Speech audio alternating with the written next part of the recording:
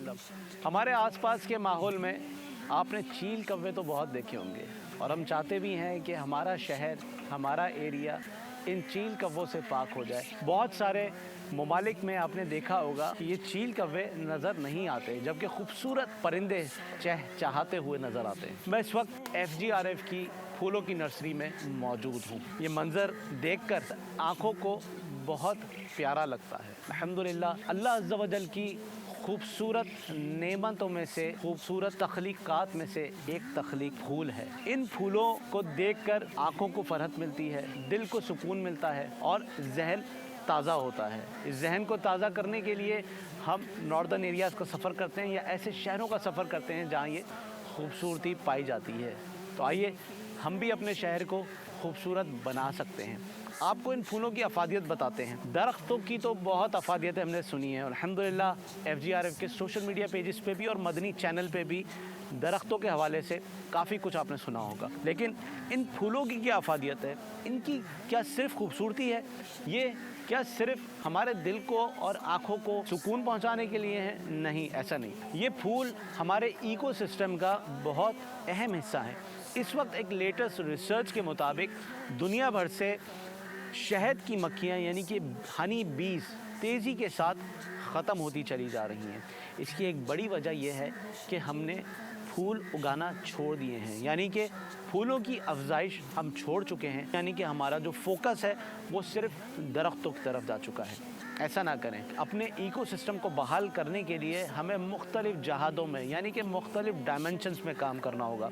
आइए आपको बताते हैं कि इन फूलों की क्या खूबसूरती है, के साथ साथ इन फूलों की क्या अफादियत है।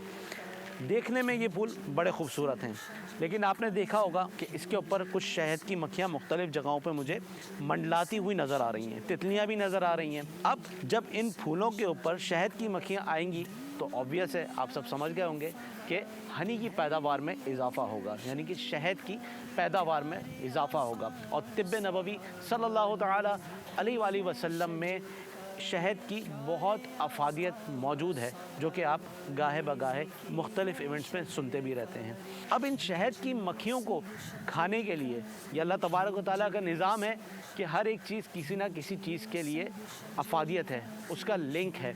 दुनिया में कोई चीज़ बिला मकसद पैदा नहीं की गई। इन शहद की मक्खियों को खाने के लिए ये जिनकी खुराक बनती हैं वो होते हैं खूबसूरत चरिंद परिंद, यानी कि डिफरेंट बर्ड्स की स्पीशीज़ जो आप देखते भी हैं। तो वो इनको खाने के लिए उस माहौल में आती हैं, तो वो माहौल ऑटोमेटिकली एक खूबसूरत माहौल बनना शुरू हो जाता है।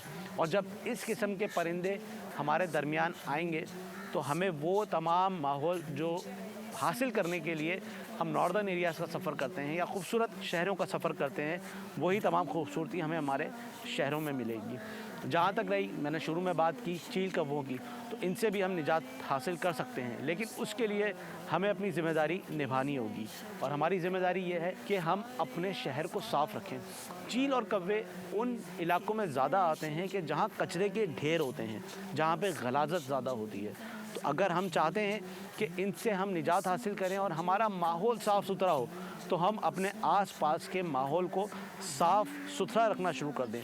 कचरा डस्टबिन में डालें, गीला कचरा अलग डस्टबिन में डालें, और जो मुतल्लिका इदारे वो कचरा कलेक्ट करने आते हैं हम उनको दें, बजाय इसके कि हम अपने घर के कोनों पे, रोड के कोनों पे, सड़क के कोनों पे कचरे को फेंकें। क्योंकि मेरा शहर मेरी ज़िम्मेदारी, जिस तरह से मेरा घर मेरी ज़िम्मेदारी है, मैं अपने घर में कचरा फेंकना पसंद नहीं करूँगा, उसी तरह से मेरा शहर भी मेरे लिए अहम होना चाहिए। तो आइए मिलकर FGRF का साथ दें और अपने माहौल को सरसब्ज़ो शादाब, खूबसूरत, खिला हरा भरा बनाएं। पौधा लगाना है, दरख्त बनाना है, इंशाअल्लाह अज़्ज़ा वजल।